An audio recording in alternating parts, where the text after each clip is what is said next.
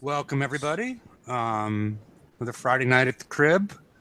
The preview server just ended, and we're joined by our normal distinguished guests from left to right.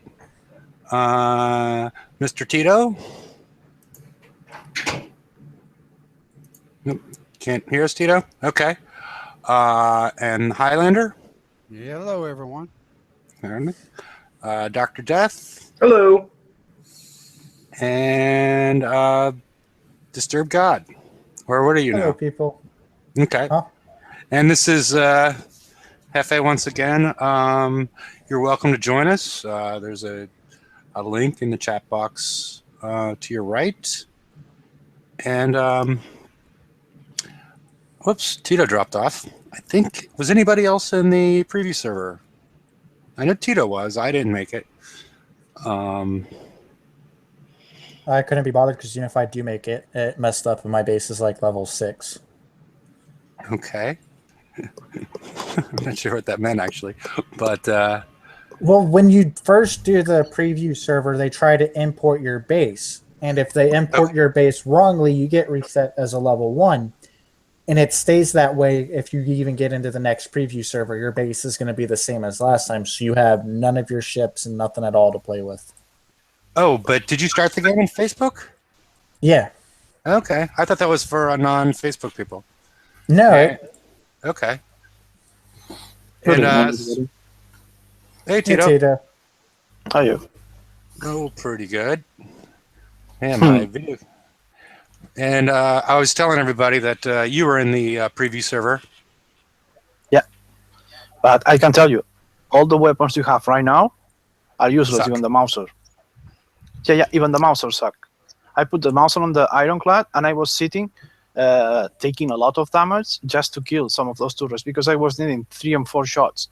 Those Arbalests the same. The Arbalest, well, the build that Larry posted, I tried it. It's crazy. You're sitting under that unless they tune down the armor they have. It's useless. Any weapon you have, the only one that was good enough is the one that you're going to win in the. So if you have the tokens, I don't know. Maybe you wanna try to get the 57s. No, I don't know if it was the 57 or the lower one, because it was difficult because they didn't even spawn enough targets for everybody. We have to be sitting waiting for the other one to fail. Just so you could jump in. Can be done even with Crusaders. I saw people with Crusaders doing them.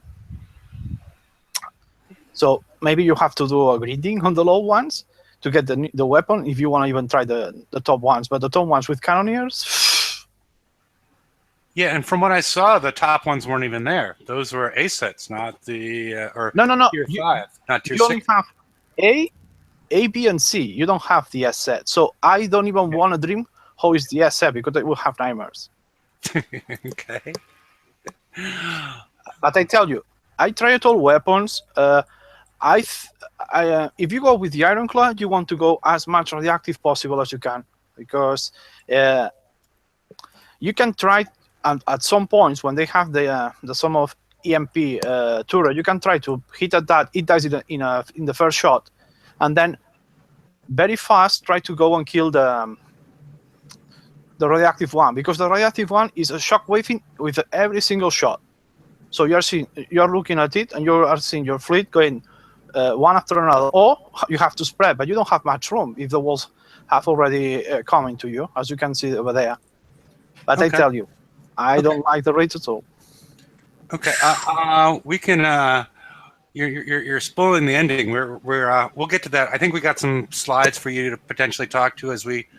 I'm using the slides that a version of the slides that you put together for Wednesday's show, so we can sort of add a little commentary onto what you see as far as these different aspects of the targets. Good. Does that make sense? As well, because I wanted to try. It was worth the debate on some of them, but only 2 hours was not even enough to try everything I wanted to test. Hey, Hollywood. That's one of the problems with the larger targets too. We have to test things against targets, but if the targets take 5, 6, 7 minutes to do, we'd only be testing half as many of like a 3-minute The main target. problem for me, Brian, was having to queue behind somebody, waiting for him to die, so I could try with my hole, because there were not even enough Oh, God. targets. And a lot of people dying, which is another bad sign. Yeah, I tell you, and with the ironclads, useless. What? The ironclads are bad too? Yeah, the ironclad with the mouses for me were useless, because you are supposed to kill that a bit faster, and you were sitting under the target getting damage. Hmm. And if you are going to it come play out- with ironclads, my experience tells me go as much radioactive as you can, because if not, you are taking a lot of damage. I mean, I guess if it took less damage when it came out, that's okay, because you're kind of supposed to auto it and not really worry about the driving. But if ironclads did poorly too, then I don't know what's going to work, because everyone... Ironclads did not do well autoing, but they did fairly well driving in the 57, which was ridiculous. But I want to say this slide up here that's up right now is not accurate.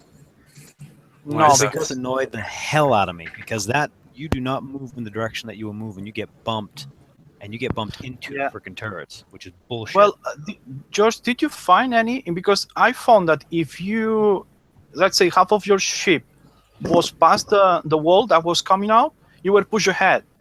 But in sometimes it was pushed back. if it came up and you were, like, say, on top of it, okay, you got bumped to one side or the other. It kind of looks like you get bumped to wherever you are closest to go, rather than the direction that you're traveling. Because if it was the direction that you were traveling, you could use the mechanic to actually bring you to places that you want. You could use the mechanic to your advantage. The way that it's actually working, though, is it's bumping you to the closest open spot, which sucks, because a lot of times the closest open spot is right next to cannons that now you are in range of getting shot by, which is... That's what it looked like. It looked like it was always bumping you towards the nearest cannon. Yeah, well, most of the time it's because the way that you were up against that wall and the way that the 3D rendering thingy does. And the shadows on the waters, it didn't seem that was what was triggering. It was the buoys. No, I don't know why they. In the second one that I have here, that he said that those dark waters were likely were supposed no, because if you look at it, it's mostly likely what you see on the first of the pictures on the left is mostly like that. So it happens. You are walking. Well, I think I took a screenshot of the whole thing. I don't know if I missed any part. I was just sailing around the target to try to spawn as many as possible, but it's crazy. Yeah, The only thing I saw is going to be good for you, George, is if you have to merc to somebody, because those small turrets, those small columns that are likely just getting out of the water, as long as you don't kill them, you have to be sitting there waiting. So you can just leave that for any of your customers, and they will be. I'm going to tell you what right now. Okay, I merc. I don't think I'm merking on this one. Honest to God, I don't even know that I'm gonna. The way that I saw the targets today, I don't know that I even want to do it. I am so disappointed. I mean, I kept on looking at the 57, and I was like, this is a 57. It's not an S target. It's a 57. It's not an S target. It's a 57. It's a fucking 57. That's just... Scourge, hey, you know what? It's Scourge 2.0 is what it is. No, Scourge 2.0. I think they went 3.0. It's straight ahead. They jumped at the 2.0. Well, the two was the last one. I mean, the thing that we had a problem with, because the Scourge when it first came out, was the complexity of the targets. Most players, like some players, liked it. I loved it. Okay, I loved it. I loved the last raid set that we had. I have no problem figuring out the targets. I like actually breaking the targets. Okay, it's just a thing for me. However, that being said, I'm looking at the grand picture of all players in general, and most players do not like complex targets. They didn't like the Scourge ones. They didn't like last raids with the subs. It wasn't... I mean, a lot of people didn't like subs, but they also didn't like the complexity of actually having to do those targets because how big they were. This one combines both of those aspects. They're massive targets. They're complex. And there's several mechanics going on at the same time in one target that just... I don't think it's going to go... I think honestly, I want to see him push the raid back a week and work on these a little bit. Yes. Try and rush One them up. question for you: did you try any of your builds with Motivate? I did not. I actually didn't get on this time. So I actually was I got in, but we were trying at the same time, me and Jefe. I got in, and Jefe 1 second later and couldn't get in. But I can tell you, it was crazy. I don't like it at all. Yeah, I mean, we tried a couple of things. It didn't look like Evade was going to do. I mean, I watched a couple different players streaming, and they kept pushing Evade, and they getting them Evade numbers up 75, 80, and it wasn't doing them any good. No, I tell you, Splash was still ripping them apart. I think they say that the turret, the reactive turret, they say that shots fast, but I can tell it's not that it shot fast. It's that each single shot is making a shockwave. So you are seeing how they are taking the damage. Because the big turret, if you have a bit of a speed, you can avoid. And if you memorize how the walls are going to jump out, and you memorize the path, you can go straight to it, destroy it, and then it's more easy to do everything else. It's likely the first of the raids we got with the subs that you got in, and if you went straight blitzing to those big holes that were throwing the missiles, then your game was more easy to do. Right. It's the same way. They have done the same thing. But do you think once we figure out what pops up where and how to activate, and a couple people make some videos, I mean, I guess the big issue that we're going to have is that we don't really have the firepower that we need to take down these.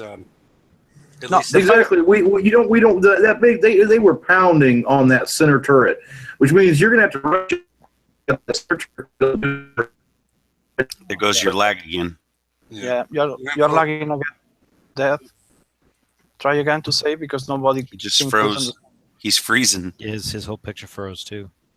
Yeah, the thing I saw is that unless you have the new weapon, with the other ones, I was shooting 5, 6, 7 times on 5 times on any of these turrets that we can see over here, the ballistic or the reactive. But the big one, I think I lost count after 20 with Arbalest, even with the Ironclad plus the Mauser. You are shooting at that a lot of time, and it's not as we have seen because people has made videos of hitting. I know it's all targets, has nothing to do with it, but you hit a 97 all blows away in those mines in the main game. But here you can shoot at that and nothing happens. Here's the thing. Yeah, here's one thing that I did notice, and I actually mentioned it in Mark's stream, and I'm actually a little upset about it. And several of us have built the Ironclad, have the Mauser on it, and we've been going out and just destroying the mines, right? Yeah, it's a good parts getter. Yeah, when you hit a target with that build, you clear out a ton of target with one shot because of the splash. Yes. But in this target, even in the 57, you would hit, one side. I mean, look at how close those turrets are. You'd hit them, and it wouldn't kill them all until like the third or fourth hit or something. I mean, it was weird. It seemed like the splash mechanic wasn't working right, or wasn't working properly. I can say the only thing that was very easy destroyed and you can use to your advantage is kill the AMP turret. That's one. You kill it and it instant stuns everything. The Ironclad, I didn't see get it stun at all. And if with the Ironclad, I went straight for the reactive one because it's the one that does more damage to the Ironclad. And then you can do with the ballistic. The ballistic does damage, but well, it's slow, so you can deal with it. But the reactive, you don't want to get close to that one. So it sounds like the problem that we've had the last several raids, where basically you need the prize in order to win the prize. And even though some of us have already won the Cannoneer, we still need to win the remaining prizes to be effective on these. I'm not entirely sold on that. I'm not entirely sold on that. I think that the Mauser is going to be good enough. And honestly, at this point, for my Cannoneers, I'm going to say good enough is good enough because the Ironclad, because these things are going to turn into our chores after. And I don't want to fucking drive these things. I want to just auto the goddamn things. And I'm going to be using the Ironclad. I'm not going to be using the damn Cannoneer. The Cannoneer is only going to be good for me for 3 months. I'm not refitting that motherfucker again. That's right. Yeah, we have wasted the time building the Cannoneer. They said that it was going to cost us more because it was giving us the VIP access. But I tell you, I think that the only VIP access I got is into the Doom Area Club because I feel like Leah Doom just to have redeemed 90 million to get that hole. I noticed that large turret as well. We're firing about 15, 20 launchers at the same time, and if they hit you, they just kill your whole fleet. Well, they warned us about that. I mean, and the other thing is, I don't know that the Cannoneer is a waste because, you know, we just had that TLC that dropped, right? And if you wanted to get through that coin free, you used both your Tide Seekers and your Hellwraiths, right? So, like I said in the article, I want both. I do want both. I'm going to build both. I'm going to use both. However, I am not refitting the Cannoneer again. I mean, I'm already refitting it now because of the new the Mauser. I'm not refitting it again when I get the next cannon. I'm sorry. It's just the Mauser is going to be good enough for me. But to be honest, I've blown this raid anyway, George, because I've decided to build Citadel for my FM because it's the only thing that I've got really for FMs. And it's another 19 days. I can get 4 days off it, which is still 15 days. So I'm not going to get a ship built for raid.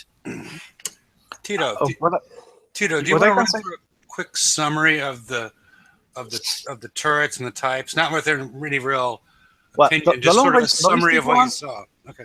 The long-range ballistic one, it doesn't matter which of the two ships you are using, is always going to shoot at you.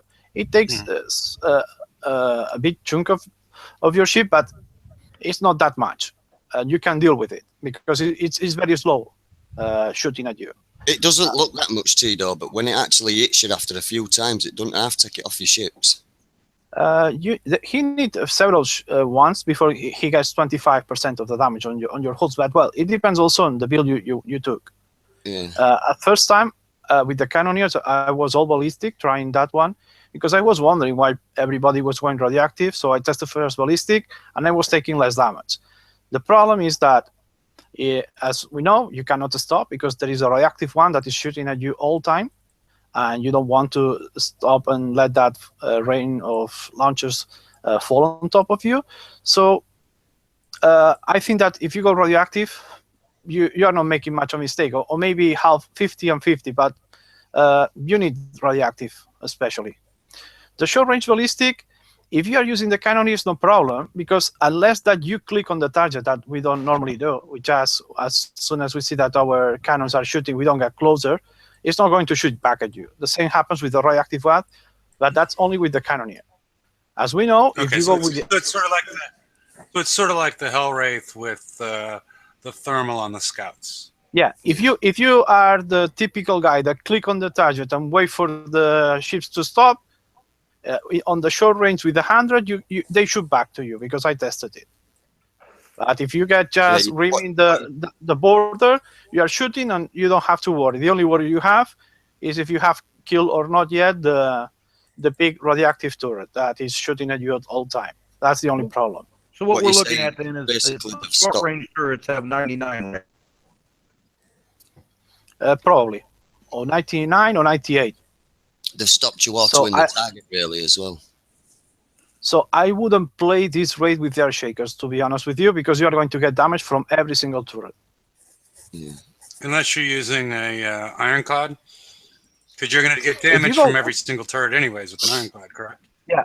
If you go with the ironclad and you go with the Mausers, you are killing quite decently, but you don't expect to do the same like on the mines we are doing. You need 3 and 4 shots to destroy them. If you go with the ironclad, my suggestion is that after you kill the EMP, if there is an EMP over there, you go for the radioactive as soon as possible, because it's the one that is doing a lot of damage on that one. The ballistic one does damage, but it's not the same. Well, now I got a question for you, because you was in there now. Most people with tokens and stuff like that, you know, most of the player base, except for the top players that are heavy coiners, are only going to be able to put 2 ironclads in that target by the time raid starts. How is 2 ironclads going to do instead of a full fleet?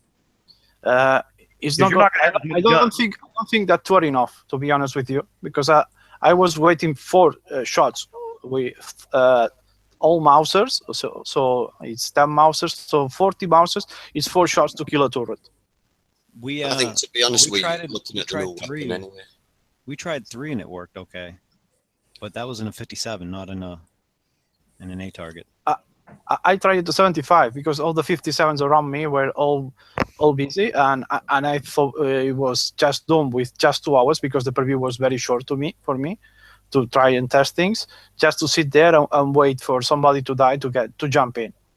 Yeah, I mean, I think the A's aren't going to be able to be done until we see the flagship hull, and I kind of went on a little tear today when I published, saying that I think they honestly should start with the easier, tanky hull, because they can tune the targets easier that way.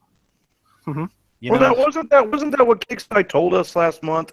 Was they were trying they put out a 90 million, had to get 90 million points to get the Cannoneer because they wanted it limited, so that this first raid would be to the older tech instead of to the top tech. Well, yeah, they said that for the tuning, but what I'm saying is, rather than kick out like a Cannoneer for 90 million, I think they should have brought out the Ironclad and its flagship. And flagship could be expensive, that's fine, but I think they should have brought those out first, and then we can win the Cannoneer in the raid or something. I mean, I don't know. The way that it was done this time just didn't work. I just don't think it worked. The But now, for those of you that got into the preview, did it look like that these targets were tuned for the old existing tech, or are they tuned for the top tech that's in the game? They are for the top tech that you are somewhere not yet, that you don't yet have. For me, it's a huge mistake. First of all, because not everybody got the Cannoneer, so I thought that this one would be more adapted to either the Centurion or the Punisher. That is something that people could have, struggling a bit to get the new tech, but not the way it is, because even the stuff in the DLC doesn't have enough punch to do this the way you are expecting to do. I don't know if I am too biased with the Calamity TIE Seeker, but I was expecting a bit more of that Mauser.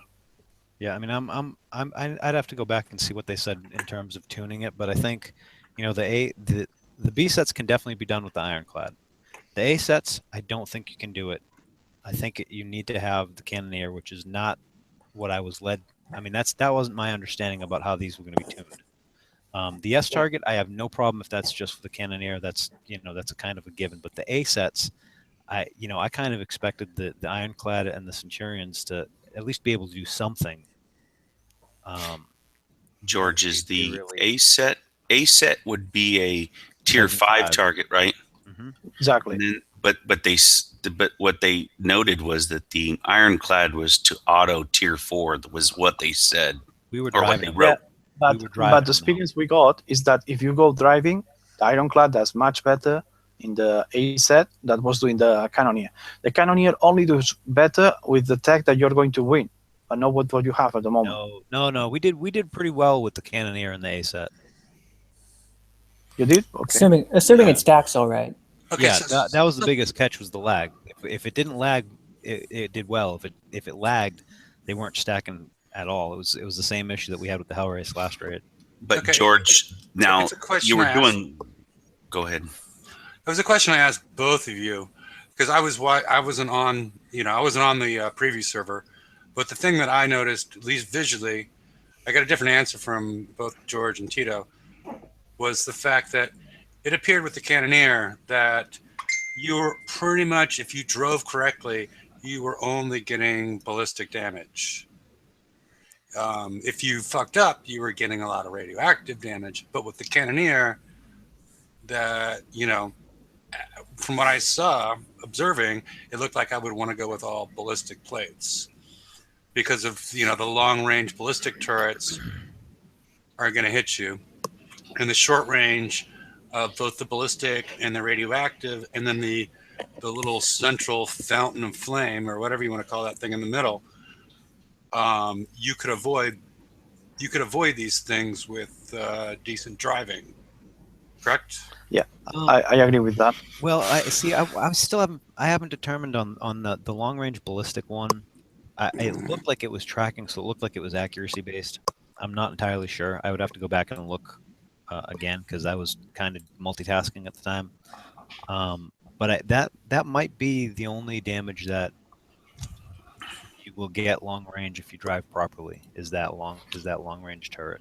Yeah, that's why I was asking if you got in, and if you try at any with a bait, because that's what I couldn't try, to see if that bait was worth having for the ballistic on the Cannoneer.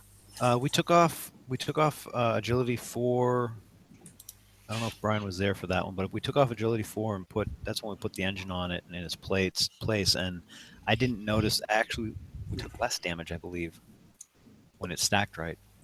Yeah, the agility didn't. In none of the previews that I was watching did the agility seem to work. It seemed that evade was not helping the ship at all. So there's no chance of the occasional stun then, just for the not stun, but for the slow. So there's no risk of slow. There is. I mean, but it's for the cannoneer, you can outrange all of it. Okay.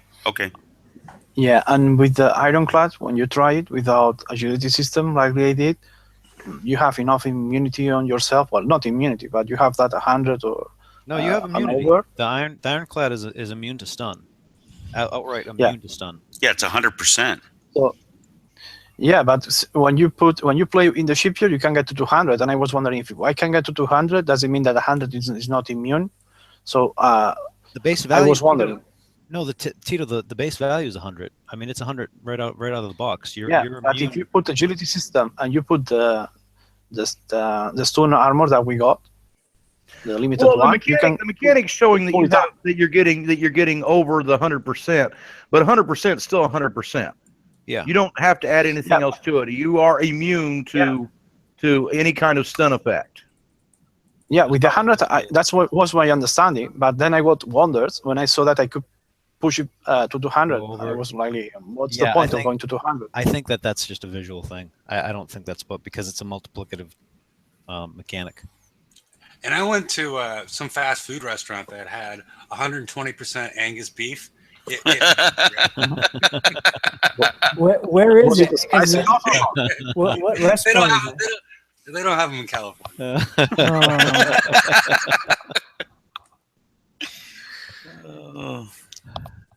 Jeff, you're a dick. Wait, I don't know. I think speed's going to be far more important than we thought. I mean, oh God, no. Actually, because the one not in the middle, that is the big turret that shows the launcher thing, the rain of launchers.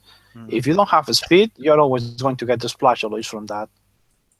Guys, tell me that's wrong. Tell me I'm saying things. Tell me there's no badge. Tell me I'm hallucinating. Tell me I'm wrong. What do you see? What? The badge? Tell me that's wrong, please. Why? No, that badge is existing, and since that I didn't. Oh God, no. I wasn't paying much attention to Doom, but since that, I don't know if it's here or it's in the next raid or something like that. It's coming that Harlow Cannoneer. It'll probably be in the next raid. Yeah, I believe it's going to be in this. It's going to be in this upcoming raid, and you're going to have to claim it within the first 24 hours. You got to add that in. You know that's what they're going to do. Is look, it says it's a limited time. That means they're going to put a 24-hour timer on it and say if you don't claim it in the first 24 hours, you miss it. Well, they did that before, and it wasn't a limited time thing like that. Granted, they did do the other one that you had to claim it within 24 hours too. So who the hell knows at this point? I mean, it wasn't a haul. It was armor pieces in a special, correct? It was a bunch of hot garbage. The last time they said limited time prize in a badge or something like this, it wasn't limited to a 24-hour thing. But they have in the past made us, get something within 24 hours. So. I mean, the other thing I wanted to, I guess that the lead belcher. Stole the show, but I was also trying to show how large these targets are. Yeah, that's. I mean, the targets are huge. Yeah, a lot of. But now I didn't see anybody try. A spiral tactic on one of these. Is it possible that you might be able to go around the outside because you can easily outrun that center turret? The fire off that center turret if you keep moving.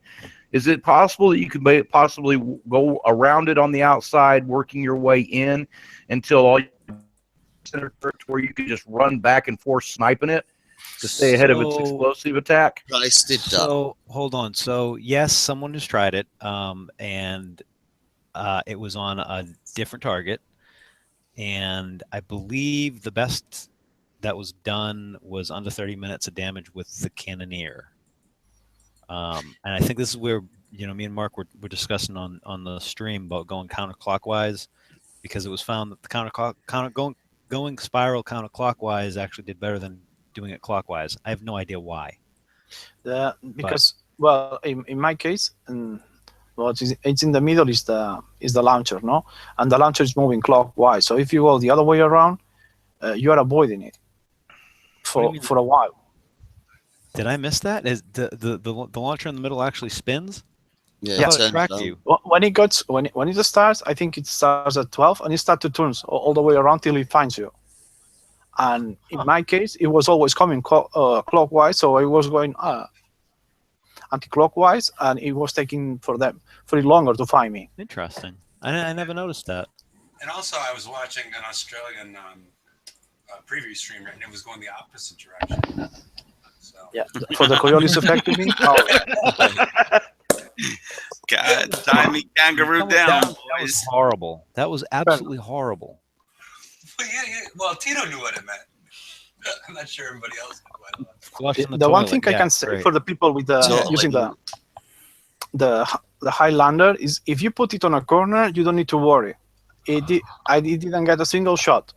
The max range covers a bit more than what you see here, but not much more. Well, that's good. But you got to get it into a corner, don't you? You won't be able to park it on the side or anything like that. When you look at that green red thing that you see outside is the Highlander over there, and just there it was not shot. Because I was killing this thing, and then Hefe asked me if I could get a picture with the walls, and then I was sailing all around trying to spawn them all. I don't know if I spawned them all, but this is a huge bunch of what you could see. I think there's going to be like because they keep on making it a puzzle. I think there's a trick to this. I think that we'll find it. I don't know that I'm going to try very hard this time to find it because these things just take so long to do. And even with S targets, that's one of my biggest peeves when they add two S targets is there's already a huge time investment along with any coin investment that you're doing when you're doing the S targets. I don't the time per target is getting just bad. I'd rather have a really quick target and take the damage and just be done. What's the timer on these? Like 15 minutes? It was. Can you believe I didn't even check it up? No one looked, but I know we timed to 57 and it took 7 minutes to do it. Looking at that target, it looks like if you're approaching northwest and then go anti-clockwise, then buildings will start popping up. Well, I think it just spawns you when you enter a target, man. I think it just spawns you at a start point. No, you can go in anywhere all the time. Yeah, but I did this for Hefe because he asked it. But after doing this, I'm wondering if this spawns one way or another, depending on from where you get close to it. I'm not sure, but this is a fixed thing. I think it's to do with the buoys. I think you have to shoot them buoys for them to come up.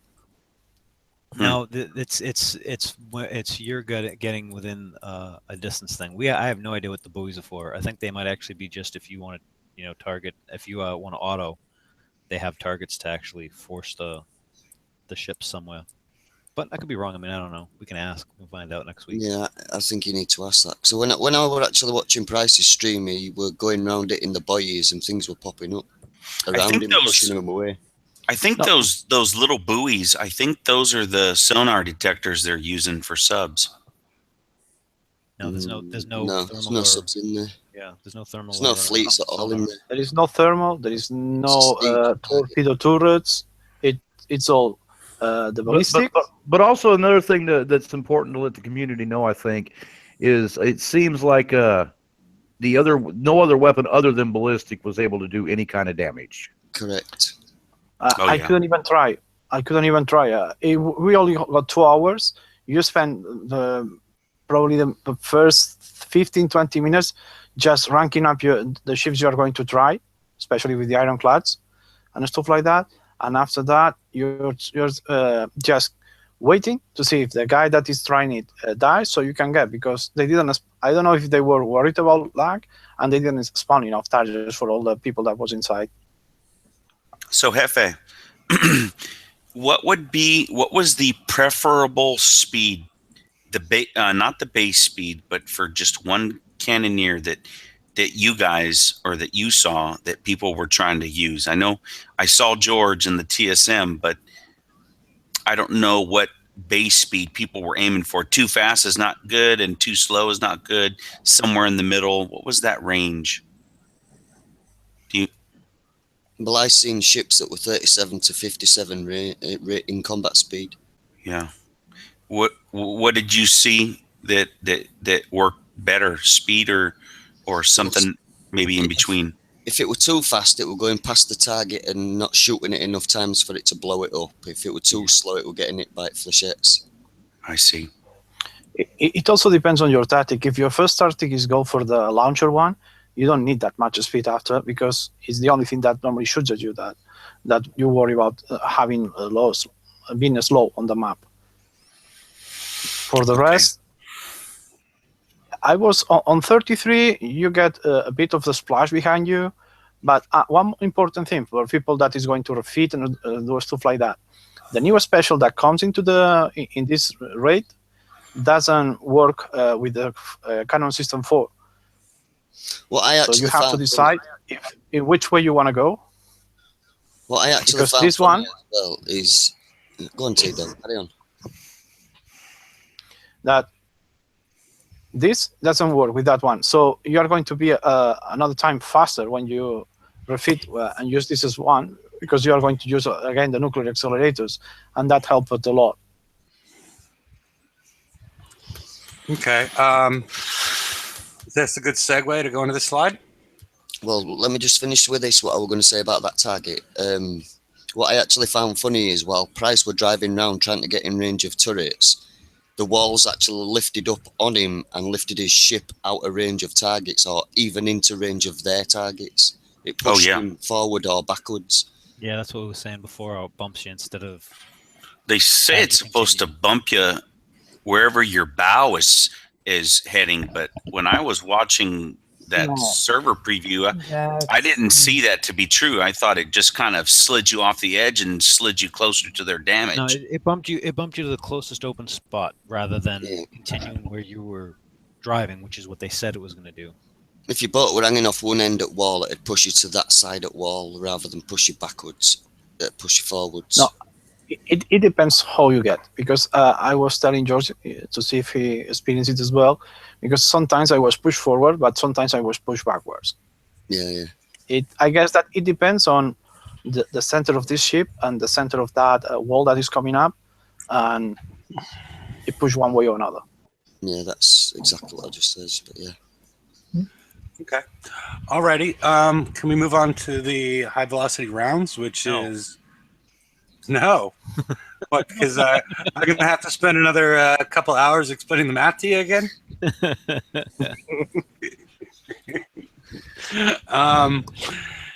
That was basically. Oh, it's true though. It's true. No, it's true. It was But, bad. I mean, I completely missed that one thing. That was bad. That was very, very bad on my part. Yeah. So what we've done here is I've started with the base hull of a Cannoneer. So we're going to have no special on it, and that's sort of our baseline. And then I've compared high velocity rounds with Siege Battery 3 and Siege Targeting 3 with Siege Battery 3. As you see, the addition of the 55% ballistic damage. Is it 50? Okay, wait. Oh, it's even better than I thought. I should have it as 105. Where did I get the 100 from? Oh, well. It's okay. We'll work off it. What was that you talking about? Yeah. What? What were you talking about, math? No, this is just this is the data. This is the data entry part, and I sent it out to people, but nobody seems to ever catch these things. No, don't go otherwise. This just proves that you didn't go to a public school. You went to the private one that shows your math. Well, sometimes people will see these issues and admit to them on the show, but the building damage is multiplicative, and that's why I've gone with the Cannoneer. And something that people should know: if you try to run these numbers at home, which I don't advise, just kidding. This ballistic damage is actually, as opposed to trying to multiply it using 55%, it's 155% if you're trying to run these numbers. And that's where a lot of people get confused. You need to run it considering that you already have the base of 100, and that's where a lot of numbers get thrown off. What we're seeing here is on the Cannoneer with Siege Battery 3, it's doing about, well, I missed that 5%, so it was 17% better as far as DPS per ton, because I've also incorporated the weight of the specials in here. So yeah, if you get it, it's sort of a no-brainer. I don't know the refit time at this point, or the build time. It shows up as 0 at this point in your shipyard, because this information is available in your shipyard as well. I mean, it better friggin' stay that way. Okay. Better, yeah, 11 seconds. Yeah, 11 seconds would probably make a lot of people happy, considering what a lot of people feel that they've been jerked around tremendously, that own the Cannoneer. That's because we have. Yeah, that the 11-second refit, I think it showed, would probably engender a lot of people to feel a little bit better about what's going on. Yeah. Those 11 seconds are worth the refit, I tell you. Yeah. Yes. And Brian keeps on popping in and off. Anybody have anything else in the high velocity? Oh, the other thing is the projectile speed. Chris noticed this as well, and I forgot to check. Does projectile speed, does high velocity rounds stack with incendiary system 2? I didn't test that one. What the hell is incendiary 2? What we're looking at, Brian. Combustion 2. Combustion 2. Oh. Could you put this? Could you put this on combustion 2. Centurions Yeah. and make them morts fly even faster? That's what I said. Yeah, I give you credit for that, Chris. Oh, Citadels, yeah. No, I got thrown off. I something weird happened. I had to refresh, and then. Yeah, I forgot to check because I was throwing this stuff together late. If anybody can get on the game and tell me if this... funny, though. Oh, that's right. It's in the game now. Yeah, it's in the game. It's in the shipyard. Combustion system 2 and high velocity rounds. Okay. I'll pull up the Harlock Citadel and see what I can do with regards to specials here real quick. I don't have the viscosity regulator on her yet. That'll be probably done during the raid. Well, no. I need time to refit my cannoneers during the raid. Yes. Very possible. But yeah, this could be pretty crazy that they've released a lot of specials that aren't intended to be, or don't intend to be. Visually, you wouldn't think that they intended this to be used on a mortar ship. The viscosity regulator with the splash stacking, you wouldn't expect to be compatible with mortar ships, but it seems like we're running into all sorts of stuff that seems to be, I don't know if it's intentional or an oversight. Probably an oversight. Okay, let me see. I don't see those shells. Show unknown components is what you're going to want to click. CS2. Yes, all the way down the bottom. Okay, high velocity rounds. Yep. High velocity rounds and combustion system 2 do stack. Now let me try to find the regulator. The regulator is a splash thing that doesn't do. Combustion system 2 and high velocity rounds and regulator all stack on. So you get 136%. Does projectile speed mean that it can work with missiles and all that, or is it just ballistic? Yeah, if it shoots, it's a projectile. No, projectile speed is generic. Projectile speed is a generic stat for all weapons except for launchers. What about rockets? No, it works on launchers. No, it works on launches. Okay, so yeah, it works on everything. Yep.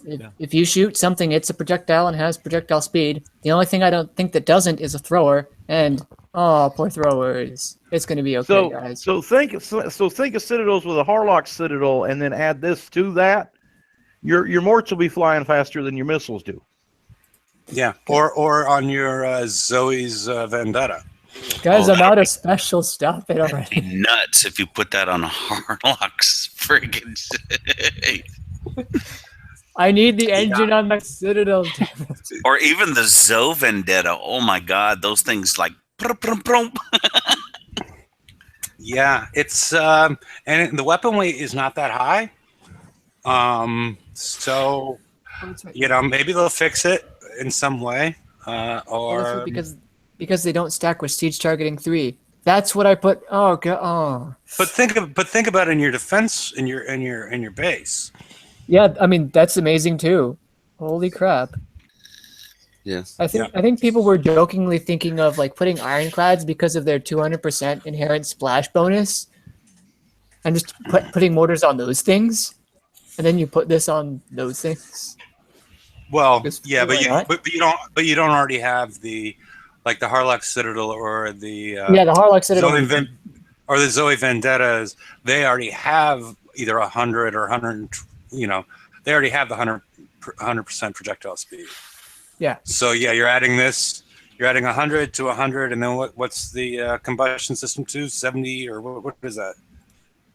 Oh god, I had Put it in front of you.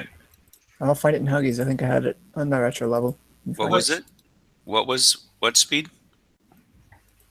No, I'm just saying Speed speed for the combustion system too. Oh, it's 37. 37.1 at rank 15.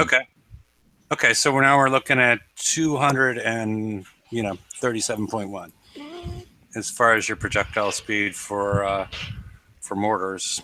So It's like in the last Garrison cycle when there were the mortars with the high arc and the mortars that kind of had the lower range and the low arc that looked like they were just shooting at you like missiles. That's what you have now. You do that. They'll be shooting like missiles if you put these on a Harlock. You put these on a Citadel fleet with a Harlock Citadel flag, or you put this on the Zoe Vendetta. You're gonna be firing as fast as you would if you were running Apollos with blades. Oh, there we are. Yep. It's so dumb. Whatever. It's not my fault. All I right. know All right. This is the new Millennium gun, which we've talked about a little bit. I got some comparisons in the next table. On a slide on the next table to compare it to the other weapons. The thing to notice though is there's no piercing or splash damage associated with this. And one of the big things to notice, truly a one-target weapon. Yes, and it's got 2.5 reload time, which is very different from the other railguns. Even though I doubt this is going to show up in the railgun in the retro lab. So it's probably going to max out at that 0.4 reload rate then. Hang on. 0.2. It is 0.2, but let me just do that real quick. So that's gold, and then you divide that by at 312.5% ballistic reload bonus total from everything, and a scold. Well, I guess cannoneer, so that already starts off. You will have minimum reload of 0.2 seconds on that gun. Wow, Brian, you didn't even take your shoes and socks off for that one. Damn. So what I've done in this table is, assuming it's not on any ships or any specials associated with it, we got our top 3, which appear to be probably the top 3 for the cannoneer, the Arbalest, the Millennium, and the Mauser. As you see, as far as building damage DPS, the Millennium drowns everybody. It's pretty much double. No, it's not quite double what the Mauser is, but it's more than double what the Arbalest is. And it crushes everybody again in damage per ton. I mean, the Mauser outdoes it in building, the Alpha Strike or First Strike or whatever we're calling it these days. How much damage you're going to do with the discounting any reload, the first volley that you send out. So it's a very impressive weapon relative to the other high-end weapons. George, Yeah, but George, you saw this one, didn't you? Yep. It worked really well, didn't it? The Millennium. Actually, I Yeah. wanted to see the Mauser more. I think the Mauser did better. I don't know. The Mauser for me didn't. It does some damage. Yeah, it does a lot of damage, but I don't know. Because for me, I used the Mauser and then refit to the Millennium, and the Mauser, as we were saying, it doesn't. Or the splash is not working on the preview, or it didn't kill the turrets the way you were expecting. But once you change and I put the Millennium, but once you put the Millennium on your ships, you are killing way faster than even with the Mauser. The Mauser can have a better alpha, but takes longer to shoot again.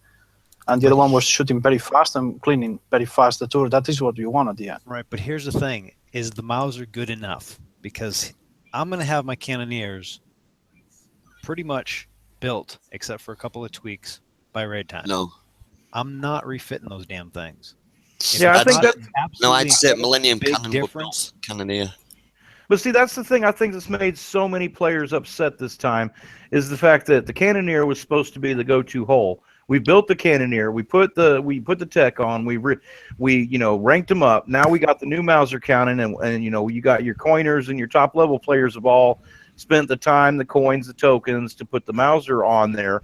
And now we're gonna have another cannon drop out a week later that they expect us to refit again. Yeah, it ain't happening. I'm not doing it. I'm not. Yeah, and they're like, oh, the build times for these things are going to be lowered. Well, no, there's no possible way when you have to build and then take it off, which also costs time, and then refit, and you can't possibly plan for it because they've been so secretive about throughout the entire month. They dropped the Mauser a week before the raid. Like, I had to stall building mine and hope I got it right. I put Arbalest on my first one because I had to start building weapons. Like, literally couldn't build anything else. So now I've got an improper special on mine. I've got improper weapons. I've still got improper weapons. I don't really, know exactly a full finished build, so I can't plan for that with the armor. I can't build. I'm behind, and I can't afford to make these mistakes. They're taking away my advantage. I think I said it somewhere before, but I don't have an advantage at all. It's just rude, and I'm being kicked while I'm down. Yeah, if you started building this after, if you won the Cannoneer last raid and you started building it and you're slow building it or you're using up your tokens, you're in tier 5 and you're blowing all this stuff on it, you're going to refit it 3 times now? Yeah, that's fucking retarded. It's cost us 3 times as much now. It's not cheap. I mean, the worst because Go on, El Jefe. We'll give you this one. What did you say about all this? I told you so. Go on. I'm waiting for it. Yeah. The problem I see. Yeah, Tito totally called it. Congratulations to Tito on calling it. On what? That they were not going to give us the weapon to the raid? Yeah, the new guns in the next raid, not in a TLC. I had hoped wrong, but for selfish reasons, I had hoped that was not the case. But you're right. Yeah, but you know what? I don't feel any happy for half nailed of that. I've actually got six ballistic hulls. I've only got third 1 on. That's it. They're all blanks. As Jules is saying, here the problem is that you started to build the Cannoneer. You probably put the nuclear accelerator. Then came the TLC. You saw that Cannon System 4. You changed it to it. And now I'm telling you, you have to go back to the Cannoneer, to the nuclear accelerator if you want to use the high velocity one. Tito, I didn't want to bring that up. I don't know if you have done. That special thing pisses me off so bad. I've refused to do it yet, but I should, and I'm going to have to. But that pisses me off so bad because I do have the nuclear. The one thing I do want to switch it. Yeah, so the one thing, nuclear the one thing I accelerator. Go ahead. I'm sorry. Go ahead. No problem. The one thing that is, we're all complaining at this point, but there's this one empty white box here, and I recall it was about 4 weeks ago. So GDR was on the TFC show that we're going to do something new. Now, if we're going through all this bitching and moaning, and we find out the Millennium's a 1 hour build, it'll make everybody happy again. What needs to be in that little white? Yeah, it needs to be. We need to know what this little white box is. Yes. What needs to be in that? What needs to be in that little white box to make things all better is 50 gold and a hand job, but that's not going to happen. I'll let you and George and Liam work that out. Or more than that, just send tokens to everybody so they can refit, because it's crazy the times you have to refit just the specials. Not talking about the weapon. You know what they're going to do? They're going to come out and they're going to give us the Millennium Cannon, and it's probably going to be a 7 or 8 hour build time, and they're going to say, look, we reduced the build time. Yeah, they did that with the Mayhem torpedo. And the problem is... what? I feel like that kid that doesn't want to eat something, and they give the bittering thing, and then they give him a candy so he can just get happy he got the candy. I don't want the bittering thing, and this is annoying. So that's going to be about 4 days total, I guess, lower than the Hellwraith, let's say. 4 days total hold per build time lower. So you save... Well, you can't possibly save 16 days on a fleet because you've already built the darn things. Yep. But they're going to be useful for 1 fewer month in the raid and 4 fewer months total out of the raid because of them shortening the cycles. Their math sucks. Well, you're going to use 3 months and then 1 year, probably. And it would have been 16 months prior because it was 4. Who's going to use the Cannoneer after this for I mean, who's using Hellwraiths to hit the Armadas? I'm not. I'm using my Tide Seekers. Nope. You can hit the Hellwraith with the... Oh, you absolutely can. I said, who wants to? Who wants to do that? I know. I want to auto the damn things. Yeah, we've got there's already way too many chores in the damn game.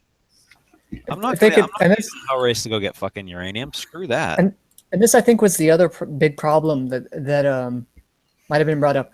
The penalty for making a mistake is too high, especially when you're considering that, well, the S-set wasn't even in the preview, so we don't even know how bad it can be. In addition, well, their tuning is garbage because they didn't really care so much about tuning the raid targets to uranium for the fact that we'd be doing these basically daily. I think they just kind of halved the damage and called it there, but they took off the half repair, so the damage is about the same, so they can't do that math either. But the damage was really bad, even for the high-end hulls. So any mistake will screw you up, and you're supposed to go fast, and it's the bad thing about the last raid cycle all over again, even worse. No, now it's worse, because the last time you could stop and get ready. Now you can't stop, because if you stop, that rain of launchers falls on top of you, and you don't want it to happen. Am I right in thinking that these new targets are going to be next mine targets as well, mining bases? Yeah, that's what they're supposed to be after the raid cycle. But if you look at it, the crazy thing is that we didn't like at all those, how you call them, Jefe, last time, the coin grabbers missiles. The conversion coin collectors? Yeah, the conversion coin collectors, that was the name he was using. And they did it again. Now you have to rush and try to kill that covering, as they called, radioactive turret, just to make the rest of your move inside that thing more easy. Because if not, the problem is that you cannot stop at all.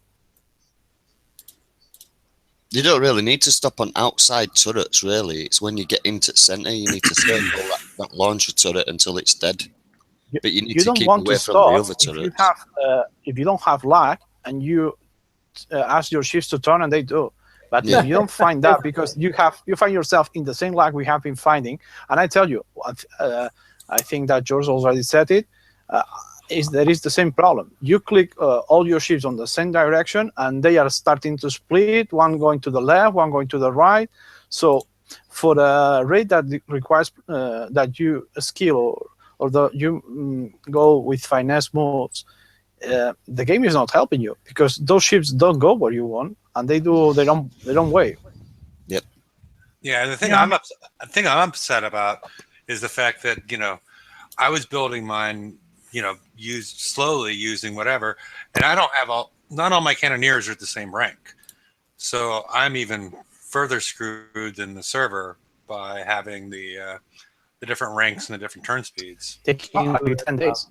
Well, I think another problem though. I think another problem that people are going to experience and are going to be dealing with, and this is a problem that I've seen over and over again. Kixeye says, well, it's lag on your end, it's your computer or it's your internet provider or whatever.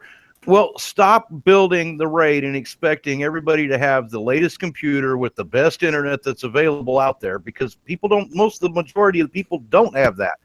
And we're all hardwired into the server. Yes. And even if you do have connection, it doesn't matter, because I'm running over 100 megabit pixels, and I still have the issues that everyone else complains about. It's so Kixeye. Tell me about that. Clear your cache, you know that, don't you? Or is it clear your CSP? That's why I don't give them my money, because they're shit. With any 32 gigabytes of memory and 300 megas of connection, and I am having connections issues with them. So you're on a T1. I'm sorry. I no, that's the I don't know if you call it the same way. It's the optic fiber. That's the connection we have now. Ooh, nice. But so the problem is on the end, and I think that in the last of the updates there were some sort of bug and fixes, and they said something about fixing some lag. So I think that it was not all on our side. Yeah, it was about the lag in loading the targets on the map and getting our fleets to actually enter combat. The lag in the game and stacking issues were still there. I found it when I was doing the TLC for the Ironclad and the Mouser cannon. My ships weren't stacking properly. It was still there, same as it ever was. I sent in a ticket on that, and customer service told me that they were aware of the problem and trying to fix it, and sent me a 24-hour repair token. Oh, that's right. The hell are you going to use that for? Normally they send 40 coins, and that is not even 1 day. So no, they didn't even send me coins. If they had sent me coins, that would have been a lot better, because then I could have rationed out where I was doing it. They sent me a 24-hour repair token. Yeah. One 24-hour repair token. So I need to put a bunch of ships together to come up with 24 hours of repair so I can use it. Yeah, I mean, that's an interesting solution. Has anybody else heard of this 24-hour repair token? I can't even send in a ticket. It sounds hilarious. No, I can't send in a ticket either. But the 24-hour repair token is anybody else heard of it? Like, no. Rumored around. I haven't used it. I will take a screenshot of it. No. And I'll post it over on the page for you guys. We believe you, but we want to see it because it's funny. I have some, and I think they came with when the Apollo crazy thing happened, that they sent those to everybody. So those were 4-hour repair tokens, though. And there were 5 hours also when they changed the subs and put more armor. One 24-hour repair token. Well, wouldn't that be pretty good? I heard someone say they had a day and 12 hours repair on the fleet or something, and that would half repair. No, that's something I'm saving if I ever lose my goals again. But was that in who's just died? Hey, I got a question for you. If you had a 38 combat speed on a cannoneer and you're using 3, you get a 30% speed bonus, right? 15 from each. Okay. Well, if you have 2 or 3? 3 of them. Okay, you have 45%. 45, yeah. Oh, it's 40. It's 45 together. 15% per ship, yeah. Yeah, they self-stack. Okay. And the thing is, too, good. That's good. A couple bits on that I think I want to touch on. That goes from your base combat speed of 25, correct? Not after adding in all of your speed system and your nuke excels and your specials. It depends. In some, it's as you say. In some, if they add on the final result, on the result you have already. It happened when we were calculating at the time with the what's the name of that sub? The Hellrath? The one that one of the before the Tiger Sharks. The Nighthawks? Oh, Nighthawks, yeah, the combat speed was submerged. Nighthawks. We were calculating the speed at that time, and we couldn't make the numbers the same way because it seems that it was adding, it was continuously adding to the result you have. You had a 50% another special, but the first one was working on the base of on the base speed of the ship, and then the other ones were adding on the result of that first boost. not on the base Okay. again. This is something where we So- really would need Kickstarter to come out and give us an official statement on where that's being added at. Yeah, because if going too fast is a problem, we obviously don't want to go too fast. But going too slow Well- is also a problem, and we're not even sure going if off it's of playing that math, then a 38-mile-an-hour combat speed when you're loaded would be. I just did the math, so I did the base. I multiplied the base speed of 25 by 0.45, and then added in the base speed to that number, and then added in the difference between the 38 and the base speed, which was a difference of 13, gave me about 49 miles an hour map speed. Was that good in your guys' opinion in the server? Somewhere around that 50 mark? What did you say? 45? About 49 total. 49? Yes, sir. Once I got the speed of over 40, I wasn't getting much damage from that radioactive turret. That is the only one that you care about speed.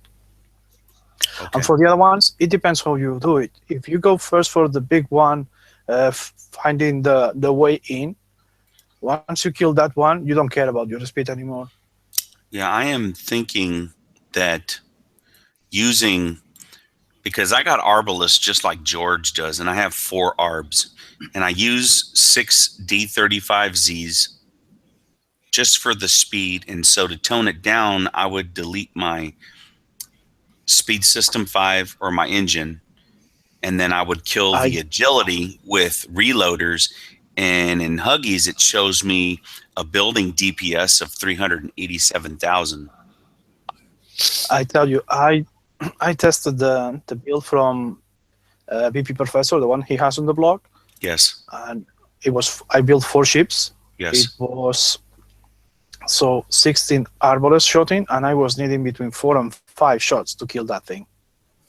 And I can tell that my siege targeting, my rail guns, and the other one, the siege battery, they are all at 15. Yeah, I know which build you're talking about. I'll just I was looking for that one. Bottom line is they've got the target tuned for tech that we don't even have yet.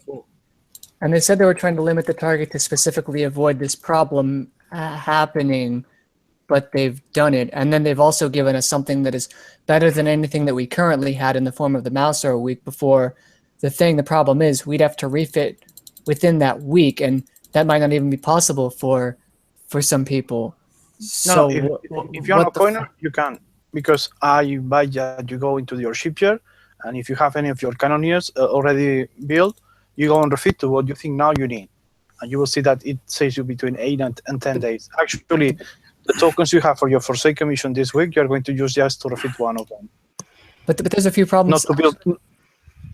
Yeah, so here's what I did. I super mad strategize this out, you guys, promise. So I used the tokens saved from the FM the week before the raid and the tokens of the raid and the physical time to get 4 shells with a D110 and a speed system 5 and a nuclear accelerator for VXP weekend. Succeeded. Got them skulled. Great. Fantastic. I started building on them. Siege battery, CL3, agility system 4, which now might not even be proper. And so that's the remaining specials. And then I'll put D5R 1 plate on what I can, but I built the first one with arbalests and earth shakers. The second one I built with earth shakers and some mousers, and now I'm just going to put mousers and siege cannons because apparently the 94 range is a problem. So I literally waited until the last second to put the weapons and specials and armors on. I did everything I could, and now there's no time. I saved as many tokens as I could, and I can put a 2-day token, of which I have 2, is enough to put the mousers and the 6 siege cannonesses and the agility system 4 on, except now agility system 4 might not even be needed, and I can't use that spot because I need to put the special that's in the raid on there, and even if I put the cannons on, I need to take them off to put the new cannons on. I know, what are you doing?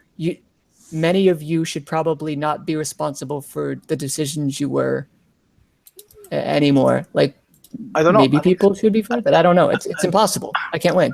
And Dr. Ted was very optimistic, thinking that they are going to give 11 hours. But if you look at this slide that we have here now, if I recall well, last time that we did the TIE Seeker 1, they gave enough tokens to us so you could build 2 of these ships. This time with only a single one, it's Yeah, you build, they are giving us 8 times less. Yeah, you build like 2 half ships. You could build a completed ship even with armor, I think, and get it mostly ranked with the tokens.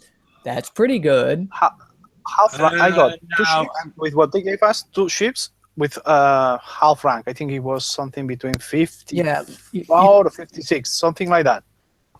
yeah, you can have 2 sort of working shells or 1 full one, I think, because that's 12 days. So, Jefe, was the speed that you built from the BP professor's build, his speed shows 60, and now that was 60 per ship. So that was a really fast fleet. Did you tone it down, or did you use that really fast speed? I think, that's fast speed I used first, and I didn't have to worry about the launchers. It's too much even. Yeah. As I said, the first time I was trying, I was getting close to the turrets, was trying to kill, and it's what you said. It's so fast that I got to go several times just to kill the target, especially because those arbalests doesn't have the punch to kill. It takes 4 to 6 shots to kill one. So here's did you use the same armor? Was the D5C armor good, or would you rather just put the D5Rs? As I said many times, I was wondering always why Ren from the Forsaken Calls he was using the radioactive, and I understood the moment I got in. If with the Cannoneer, I would not go radioactive, because if you drive with curve, you don't get worried about it. But once I tried the Ironclad, you need radioactive, because it's crazy the amount of damage you get from that short range radioactive turret. I see. Its launcher is a shockwave. So, yeah, so C for concussive and C for cannoneer. And then Ironclad and I, and then the second letter is for radioactive. Yeah, L for launcher. Yes. No, but yeah, if you can remember it that way, you want to put on that second that R right there. That's for you want to put radioactive on that one, and with the cannoneer, you want to put concussive on it. Is everything I've heard and seen so far. You mean ballistic? Yeah. Don't listen to him. He said ballistic armor is. I think he's still doing. I'm sorry. Yeah. I'm sorry. It's C armor, which stands for cannon, as opposed to. Did you just get something wrong there? Oh my God. It could also stand for corrosive. Yeah. Yeah, but it's the art. You cannot ask a speed and accuracy at the same time. I got something for you then for your cannoneer build. Jefe, if you still have the arbalists on it, is I was thinking about it though, but taking off the SS, leaving everything the same, leaving the nuke on there, the CL3 obviously in your siege battery, the criticals, and siege targeting 3. And drum loaders. No. You don't want drum loaders. You want the siege targeting. If you look, Ren makes some numbers, and because it's multiplicative. I did put the siege targeting. I put the siege targeting on there. Yeah. So that's what I said. Siege targeting 3 and drum loaders. That gives you the most DPS. That gives you 387,000. Yeah, but you don't have the defense from the siege battery. You want siege battery on it first. Yeah, siege battery also battery on it. Oh, so you got siege battery, siege targeting, drum reloaders. Yes, and nuclear accelerator, and I have the CL3. But what I use is 6 D35Zs. You guys are using the S's.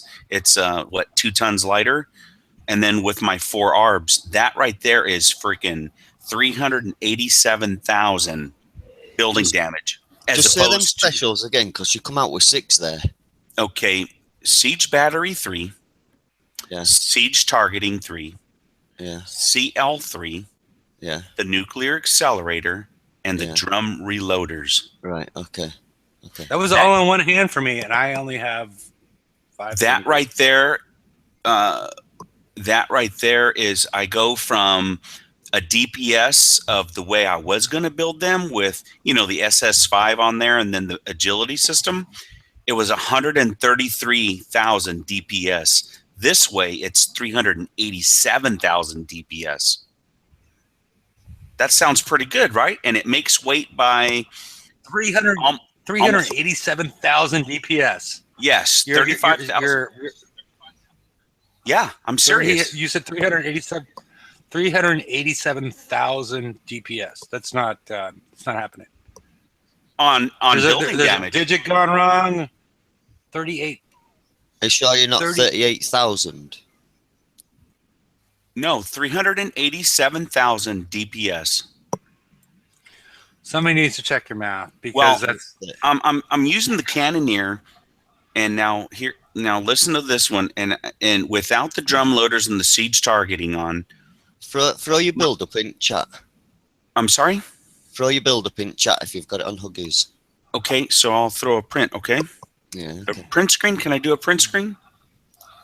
Yeah, however you want to do it. As far as copy website, it's easier. Well, yeah. I can. If you want to screen share, I can put you on present. Here we go. Oh, okay. Okay, there we go. You want me to put? Can you see it now? Not yet. I can see your car. Nice red car. So how do I show it? There's a green arrow on the left-hand side, just below. Okay, screen share. There we go. Okay. Okay, you ready? Yeah, you've got to put it on the second page. That's it. Okay. There you go. Now you see this number here? See where I'm scrolling? George or Brian, you guys have been having more issues with what Huggy's been doing for DPS. And 87,000. And I will show you. There's been some issues with this, the DPS. Well, my reload goes to 862%, so it says, because I'm only at 74. Now, if I go to a regular build with just the nuke on it and the agility system and the SS5, same weapons. I just use this cryo for speed. I could change that over. How do you get all that much reload, though? What actually gives you reload there? Hold on a second. See 573. Hold on. As opposed to DPS. You want to check DPS first. Okay. No, he is. It shows 387,000. What did for a second? Yeah, there. It's showing 387,000. The thing is do you see up at the top where it says ballistic damage? Yes. In parentheses, it says 154,965. Yes. Hover over your guns and see what the reload time is on each one of them. Yeah. What's 73? 0.73. But legal. That's without the bonus. That's without the fleet bonus. No, that's that. But he doesn't calculate that in that box either. So what I would do is I would take that number and check it against your reload numbers and see if that actually comes out for the ballistic damage. That's how you check. I mean, you got to check it because sometimes the thing's not loading right, or you have to refresh it to get the right numbers. I mean, it's and it shouldn't. 0.73 is it right? 154,000 over 0.73 is not anywhere near 300 and whatever the crap thousand. That just was. Yeah, I mean, it's just that you got to check the math. You always check the math. I mean, there's times when I've had actually really like correct math, and Jeff will actually tell you, I'll check math that I know is like 99% right. If I can't get it, if I can't figure it out, I'm gonna chase down the rabbit hole to figure out how the hell the math was done first. That's the problem. The math math is made up as they go along. Well, this is Huggies, which is a little bit different. And I remember when I first started talking to George, we both had the same build, exact same build, and it was an order of magnitude different on Huggies until, I wouldn't trust this completely. I mean, maybe I should at some point try to put some sort of rudimentary calculator together for people that they can put whatever they want into it. But everybody keeps on trying to break it. So here's the thing. Dave does a fantastic, a fucking phenomenal job keeping the site up. But it's one guy, dude. I mean, he's not going to get everything right. And the problem is unless someone finds it and then mentions it, tells them, he has to actually track down each thing individually. And a lot of it's accurate. A lot of it sometimes isn't as accurate. So you check. There's no guarantee that his site, He'll tell you. He's not going to guarantee that it's right. He's just going to do as best as he can. Yeah, it's not 100% perfect, but when he does get a mistake, he always fixes it as soon as possible. See, I will say that I know that your reload goes up considerably, and I know when there's 3 in a fleet, the firing on them is considerably faster, obviously. But you know, let's say that they were Scold. Let's just work on a base product. So if we were Scold and we get a max, each ship is firing at 600. Well, what he's not calculating in here is the bonus from the hull itself, right? I mean, you see what I'm saying? There's 3 of them, so I get what is it? The reload is 25% per hull. Yeah, so 75% bonus. Yes, per ship. So when I go over here to this 862% when it's Scold with 3 of them in a fleet, then is that my bonus? See what I'm saying? You have 5 of them. You have 5 of them in this fleet. It's inherently flawed. Oh no, okay. It's only 15% per ship, though. It's a different number. 45% if you use and it will lower, and it looks like it has. Nope, it hasn't lowered at all. Okay, nope, Yes, never mind. You're right. No, I've tried it with just 1 in here, and it shows the same percentage. So maybe he's screwed up. Yeah, I mean, there's an issue here. again- I would. He's got a. Is it on this page where you can get to his forum and just let him know that this is happening? Because I can't. 387,000, or it's probably 388,000 DPS. It's going to leave a hole in the ocean that's going to suck all the other ships in. So I consider this. There's like one thing that's wrong as far as things getting multiplied together is my assumption on this, because that number is just You know what I think is happening? It's way too high. You know what I think's happening? It's surpassing the reload cap. But we looked at everything. We looked at everything. He's at 0.73. Yeah, he's not approaching the 0.2 cap. Something else is going on here. Yeah. So the reload is a 75. Let me see if I can find the inherent cannoneer bonus. Who's got Larry's calculation for reload? It's 25. I have it memorized. What can I do for you? Do you? Okay. The Cannoneer's reload bonus is 15% per. No, but the base without any bonuses, just in the attack section, I see a ballistic reload of 50%. Yes. So you're set. So base reload on an arbalest is 7. Let's say for sake of argument that you're Scold, so 7 over 4, so 1.75. Then we have our 50 from the cannoneer itself, just the one, not even counting the special effect yet. Then we have 3, so we have 50 and the 3, so that's 75, so 125, and the drum reloader is 75, so that's 200, right? Yeah. Yes. So okay, so we have 200. So it was 7 over 4, so 1.75 over 3. You're going to be firing at a little under 0.6 of a second, yeah. 0.583, 3 repeating. So you are still not close to that, the minimum. And again, you need 312.5% among all of your. What the hell is that in the bottom left corner? Is that a cryonic death charge? Yes. Yeah. Speed. Bruh, speed? Speed. Okay. It's just speed. So All it threw me was off, I'm sorry. it's just something I put together in Huggies because I was thinking that maybe perhaps if you got some of those cryonic depth charges and it fired on one of those structures rising, that you'd create the damage, because it does do building damage, but it was just a guess.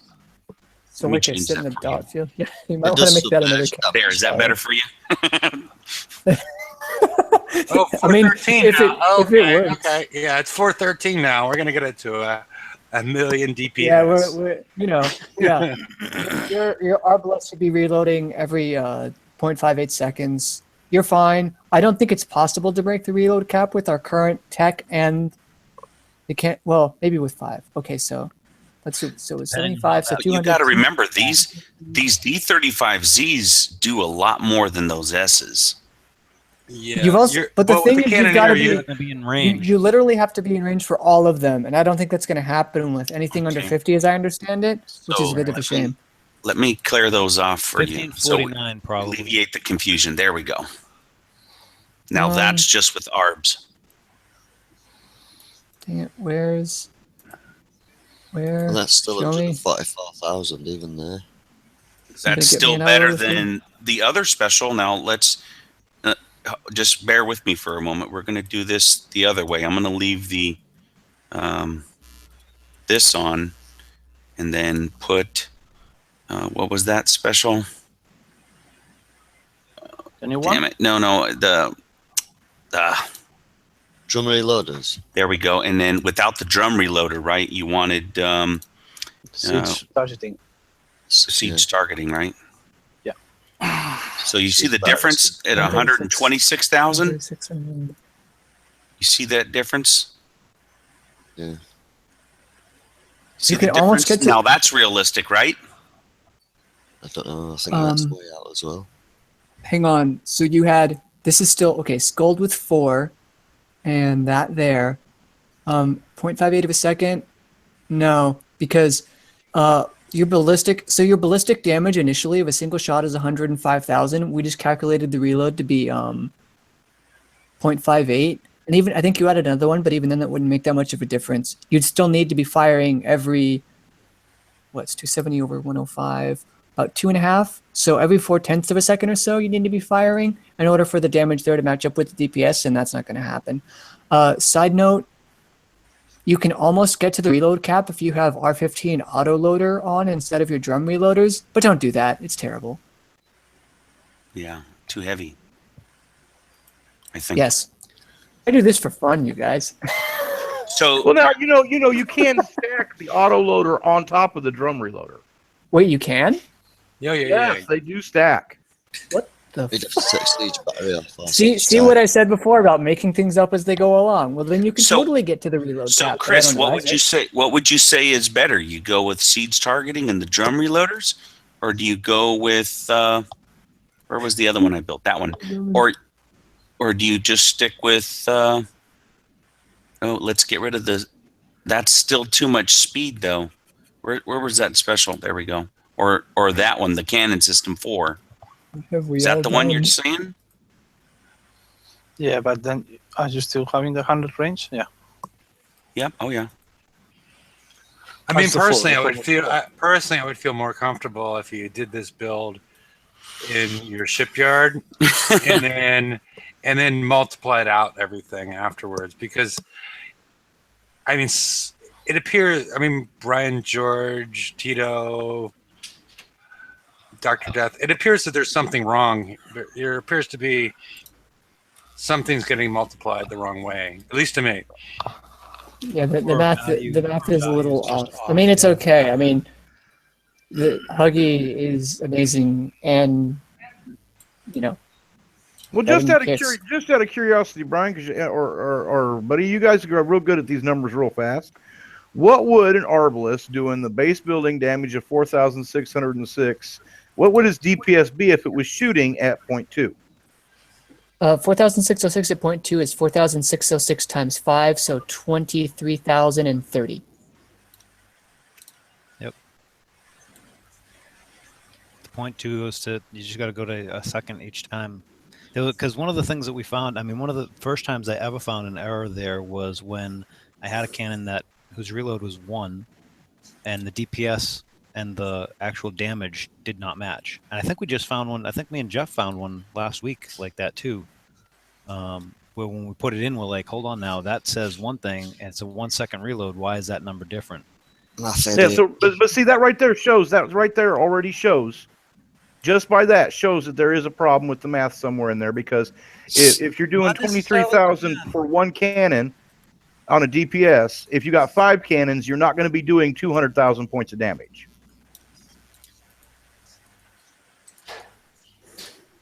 Yeah, there's issue with this. I don't think there's a reason we should chase it down this Yeah, rabbit hole or We've anything other. gone too deep. I mean, Dave Yeah. will find it. I mean, once It's you bring fine. it up to his thing, he'll find it because generally his math isn't wrong. It's something in the data that he And- has that's And, off. and the other problem again is Kick's math is made up as they go along. They kind of pick and choose what specially. I didn't think drum reloader could be paired with autoloader, I call it black but magic. apparently, apparently it can. Yeah, it makes So, it makes thank- it makes, thank you, Dave. it makes for a really vicious gamma. Yeah. The reason I Ooh. originally brought this slide up was how has everybody's experience been with the Iron Maiden? I mean, the original Iron Maiden, not the band, but the torture device, appears to be completely fictionalized. Now, I mean, this raid preview was like being Captain and Iron Maiden, yes, but but everything I've read, the Iron Maiden never actually existed. It's more of a function of people wanting to have insane people. no museum people wanting to get money, but whatever. Back in the day, you can look it up later, Brian. But I don't want to. Thank you. No, it's a I dirty think thing. you know what I think. I think it's a real fitting hole for people that want to bleed coins. The Ironclad. That's kind of its job. So yeah, I can see that. Well, see that. You know what's depends you on know the what happens, flagship. Dr. Death? That if you're in a sector where the lag goes well for you, maybe the Ironclad is a problem. But if you're in a sector with problems with lag, probably the Ironclad is your saver. So And there I you don't go, respect George. it. Here's the Huggies build. I don't know why those are on there. I just put them on there for weight purposes. But here's with the siege targeting and the cannon system, and it says that ballistic damage is what? Oh, right here. DPS is what? 12,659. Mm-hmm. And here it shows me damage is 12,208. Is that the DPS? Could you hover over on? Could you please hover over an Arbalest in the game screen? Well, no, Jeff. Isn't this what we were chasing down the other day too? Because the if you look at the Huggies link, right? Yeah. Go back to the Huggies thing. Okay. All you have is Arbalists on there, right? Yes. But you have two different types of damages on the right there, don't you? Yes. I know this. Yes. That's why there's a difference between the two, because in the Shipyard game, in the in-game Shipyard, it actually adds the penetrative to that overall damage. You're seeing overall damage. I see. In the game, you're seeing overall damage rather than the thing. Yeah. And that's right. And that's correct. You don't want to use that damage. Yeah, you don't want to use that damage on the right. You want to use each individual component before you deal with it. Yeah, it creates a difference. You don't want to start with that base number. If you want to go back to the to your Shipyard. Yep. We're teaching kick-side math now. Yeah. It's No one should have to that learn damage. Kick-side math. That Kick-side math damage doesn't right exist in there. reality. When is the exam? Next month? I don't know, but I'm trying to move on. I'm trying to get this, That taken care refit cost of. Past the math. Hey, for learning this kick-side math, do I get a college credit? Yeah. Could you hover over the Arbalest real quick? I can teach kick-side math.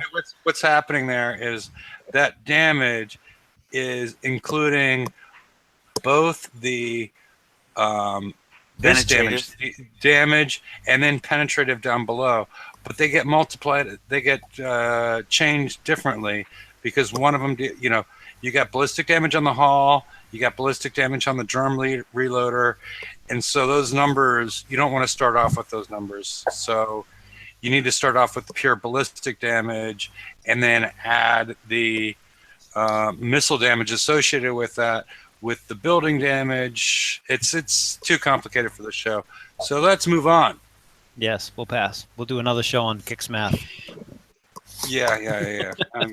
Maybe the Monday morning show at 6 a.m. Math said I had vector calculus at 8 a.m. and that course could go suck a dick. I had organic chem at 7:15 and it ran for an hour and 45 minutes. Ew, okay. And that was awful. But Okay, we'll move on. I'm going to say this, all right? Let's get back to the topic at hand, which is the upcoming raid, and it's real simple. I'm going to throw out my prediction. If Kickside does not tone down these targets, if they don't make some major adjustments to them before the raid starts, we're going to see 1,000 freaking posts in forums about rage quitting.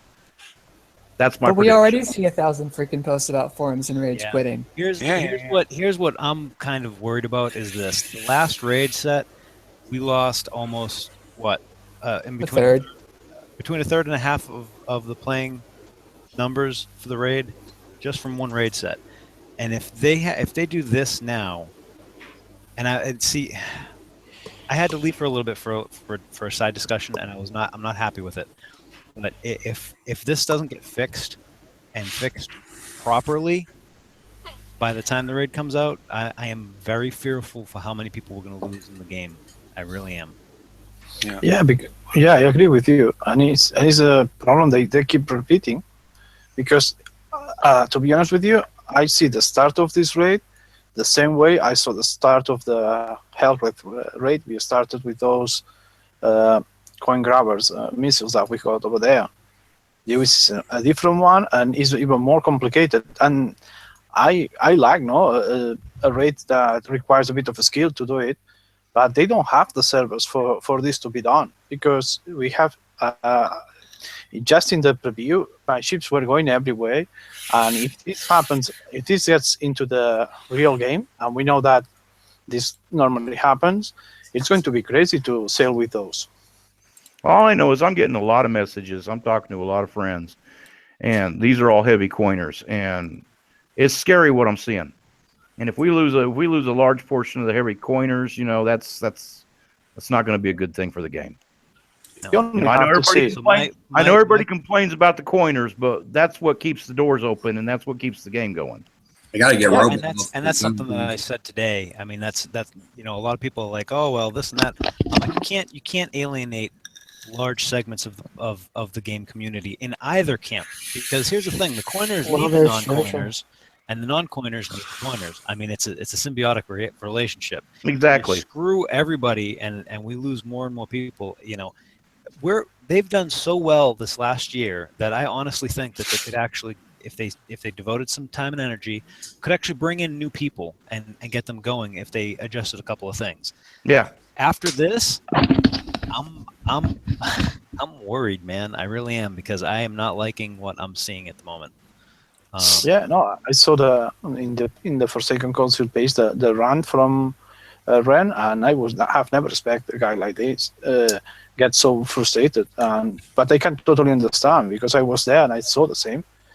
You find yourself having spent 90 millions in the last one, telling you that was big access, and I don't know big access to what it was, and that I think it's not fair that you have to wait till the last week before the raid starts for all this to happen. I think it's a kick on talking clear. It's a kick on the balls on any of the players that they have at the moment, just to do these things, and they keep repeating the same mistakes over and over, because this is mostly the same that happened in the Hell raid, and they will have to readjust. And the last I was expecting is that the raid was based on people having the cannoneer, because they know that not everybody has the cannoneer. That's why it's 90 million. Yep. Yeah, but I wondered. I'm saying a lot of times, I think that the only big access I got is to the Doom Club, because I feel like an idiot just for having redeemed that, because it's not that it's useless, but even a month after, it's impossible for you to have it completely done. The problem is what they're doing at the moment is they're basing all the raids on the big coiners, and it's not always okay. I know it's the coiners that keep the light on, but if the players like myself, a mediocre player, and the low-level players don't get up in them levels, then your big base hitters are going to have nobody to base hit, and then they're all going to be pissed off when everybody's left. And the thing is, too, nobody's bases to it. There's a couple of things too, like the style of driving in this raid is pretty similar to the last one, which people didn't like because it was very exacting and difficult, and kick servers can't handle it. But the other thing too is the way that this is being done, the way that they're releasing, they're intelligent people that wanted to spend money on this game can get away with spending less money because they use their money wisely. They get more value. They sit and they look and they figure out what's going on, and then you're able to spend less money, even theoretically down to zero. It's what I do. I use my brain. I can't do that, but even those that spend money that do use their brain can't do that. They can't use their brain because things are being released in such a haphazard fashion that the price increase is there, and the price increase is forced, and there's nothing that can be done about that. And that's what's going to bother a lot of the people, even those that spend a moderate amount because they're able to do so intelligently. They can't do that. I think I had another point, but I completely forgot because this is also just insane garbage. I was thinking that we would end with the. Well, you're on screen share, but I'm not presenting you. Okay. So you can do whatever you want. It's all a little square. But I was thinking that we, the people that are still listening, did everybody? No, I didn't blame it on you. No, sorry to those who are still listening. We did a always bunch of blame it- math a minute ago. I always blame it on Tito. I'm just kidding, Tito. But no, more what I was thinking is, did everybody use Tide Seekers for the first 5 encounters and then use Hellrace afterwards? Or is there anybody else that did it differently for people that don't have high-end Tide Seekers? I've not done I it. think Sorry. that it was Ren in the YouTube iPhone that could do the pack one with the tiger sharks. But on the other ones, Pack one, yeah. but on I the saw other that. ones, I have my worries that you can do it. I'm saying without the Tide Seekers, personally, I did Prize Pack 1 with Hellrace, no problem. Prize Pack 2, Hellrace, no problem. Then I got scared on Prize Pack 3 because of the 1 hour of the encounter. And, I have 1 armor on it. And I haven't touched it since like the very beginning. But I was able to get Prize Pack 3 done with 1 Tide Seeker with armor and 1 without. Thing done with I think I had like 26 minutes left. Wasn't even an issue with time. I used my Tide Seekers on 1, 2, 3, and 5, and I used my Hellrace on 4, 6, and 7. And it worked out fairly well, and I probably could have gotten away with using the Tide Seekers less and still getting it done within the time frame. I'm just wondering if anybody else that wasn't really Tide Seeker heavy, or even potentially less Tide Seeker heavy than I was, did the raid that way, or Hellrace or something like that. I did it. I definitely did it the lazy way. I did 1 through 5 with Tide Seekers, parked them, let them repair. I did number 6 with my Hellrace, went through that, then went into 7, prepped all of 7 with my Hellrace, and let it. I actually had enough time where I let it time out, and then came in and cleaned up the 2 pancakes with my Tide Seekers. That's exactly what I did. That's one of the things. That's why I wanted to have both of the hulls, in this, the Ironclad and the Cannoneer, because I have a feeling that the next TLC that comes out after the raid is going to do the exact same thing. Where the combination is going to make your life easy as hell and coin free. Okay. Yeah, I did pretty much the same thing George did. The only difference is I went through, I sent in my tides and I just autoed the first 5 targets. Then they died. I put in my base to repair, brought up my Hellrace, killed the last 2, and was done. Are you talking about Iron Maiden? Yep. Yeah, right, okay. I ain't done it yet, so I'm just going to have a look at it now. Do you have a decent G-Daddy? I can put you in present. We can talk about your Tide Seeker builds if you want. I ain't got Tide Seekers. I've built them for different reasons. They're my tanks for my FM. Ah. I know. So you may have a difficult time. Yeah, I've got Hellrace. Yeah, but the reason I was like reticent, I spent a day where I'm like, I just don't want to do Prize Pack 3. I don't want to get to Prize Pack 7 and not have any time left. Or not price target 7. I was really time concerned. I wasn't concerned about, having to repair or anything like that, because I ended up with like 30 minutes repair on my hell race at the end of it. Well, But to be honest, I'm more concerned that target 6 and target 7 is 105 and 107, and I haven't done one of them ever. Yeah, I had never done an ASEP before, so that was probably why I was a little scared of running through the whole ASET, because I had never done one before. The 105 and the 107 I was comfortable with, but the ASET I'd never done before, so I was a little bit nervous about the time it would take me to get them done. It's the same base concepts. You stop at your 88 and you don't get too close to the giant ship when the scouts are in range. But if you're required to get them done less than 8 minutes per, sometimes those drones will sit and hang around in such a place that you need to like submerge a couple of times. I think target 5 is one of the ones where you really need to know it pretty well in order not to just spend a whole submerge wasted. Yeah. And so once you're concerned about time that much, that was, like I said, that was my concern. It was time. It wasn't damage. I mean, you've got 8.5 minutes per ish. So well, not really. You got to get in and out and whatnot. You got to get in and out. You got to get in and out, and you should probably refresh before one of the last two, or else you might run into a lag issue. There's probably I'm considering 5 or 6 minutes of dead time. Oh, well then, time.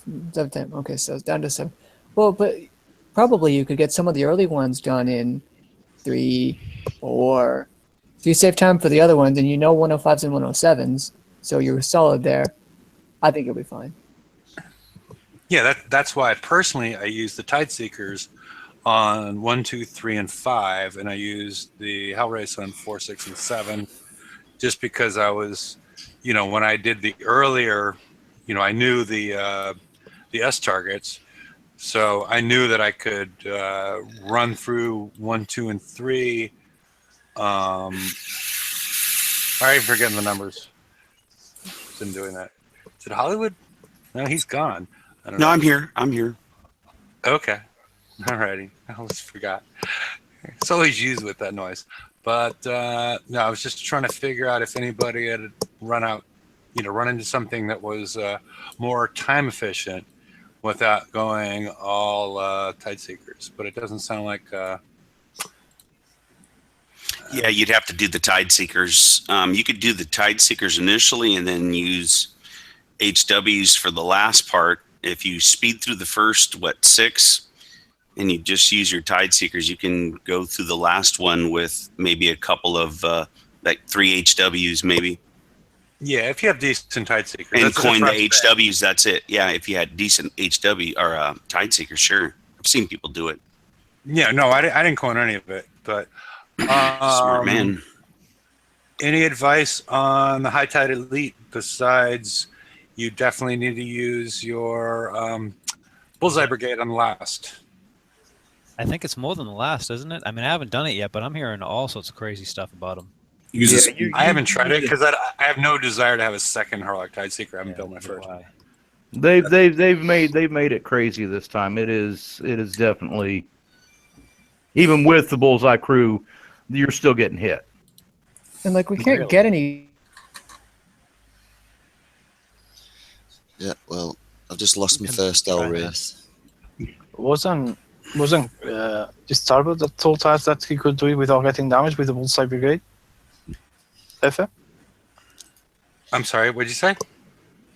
If wasn't Chris that told us that he could do it without getting damaged using the Bullseye Brigade and the Apollos? The Apollos I think he was using. I did a coin free. Yeah.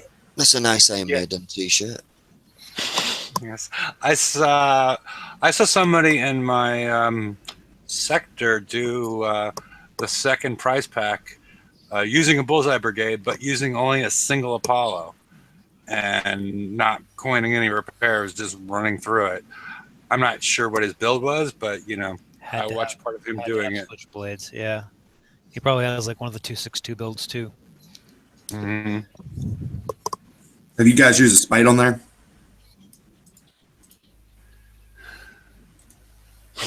See, I finally got them all to be quiet. I've seen somebody use a spike. Yeah. Did anybody use a spite in that campaign? Yeah, I've seen someone use a spike, but I can't remember it was. Because that takes spite? 0 damage from any of the corrosive stuff. Yeah. All right, I think we're running towards the end of the show, and we're at an hour and 53 minutes. Anybody have any? Tom, have you? Show again? Really? Did we pull a 2-hour show again? This is What? It's an hour and 53 minutes. This is becoming a habit. Oh my goodness. Yeah. Hey, can I just finite that one? As long as you have a combined speed of 49, you would be. If you had a combined speed of 49, you'd still be good to go, right, Hefe? What are you talking about? For the Combined speed of 40. for the Cannoneers. Tito was the one that was in the preview. I just watched the previews. I wasn't able to get in this time around. Okay. So I don't. Tito, any answer on that one, bro? I told you, over 40, I wasn't having any trouble. Good deal. Sounds good, man. Thank you. You're welcome. Sorry, Jeff. No problem. So anything else anybody wants to mention? And Tom, you have anything to say? No, not any particular. Okay. You hadn't said anything yet, so I just thought I'd throw it out there in case you wanted to mention something before we go to the after show. No, that'd be good. We just got after show. Okay. Anybody else, or you all talked out? No, I'm happy. I'm good. Everybody have a good night.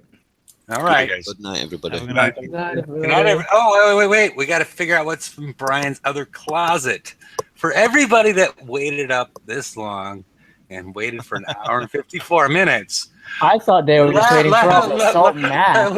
In a previous show, from the viewer's perspective, we all saw what was in the left-hand closet. We weren't terribly excited about it. I mean, it appeared to be some clothes you might wear to school and, wear to wherever. Is there any chance, Brian, that we might see what's in the other closet? Well, after the raid, there might be some more bodies, but other than that. Okay. Just so you know, Brian said no. Any police in the California area? Nothing in the closet. There's nothing in the closet. If Will Harbin goes missing over the next weekend. Yes. Hey, that room goes to his dungeon, I heard. Whatever. I mean, we haven't even heard the handcuffs clanking at any point during the show. Hey, so Jeff, one more thing, bro. Okay. When we were talking about those things, I won't dispute that Huggies is wrong, and I know that there were some erroneous, but those drum reloaders and the siege targeting gives me more ballistic damage, and it gives me more reload, and I still get the siege targeting effect too. So instead of using that other special, that gives me what the nuke accelerator does, which is the distance, right? We want the distance. I just keep the nuke accelerator just so I can, have some decent speed. I mean, it looks better on the stats for me anyway. I mean, it's 80% ballistic power, and then I get 125% reload. So and then you multiply that by 3 ships, or not that number, but the bonus, and it comes out. I'll try it. It's worth the shot, and if it doesn't work, then I won't compete in the raid, just like George. I'm not going to refit, man. Okay, yeah, it's too many numbers at this point in the show for me to even 2 hours. So I will maybe I'll bring that up on Wednesday's show or whatnot once, because we don't really, with the new specials and whatnot. This is more of a sneak preview. It may change the stats a little bit, and nobody, well, I guess, nobody needs to build things between now and then. So. All good. Right on. Okay, guys. All righty. Have a good night, everybody. Have a good one. Right. See you Wednesday or next Friday.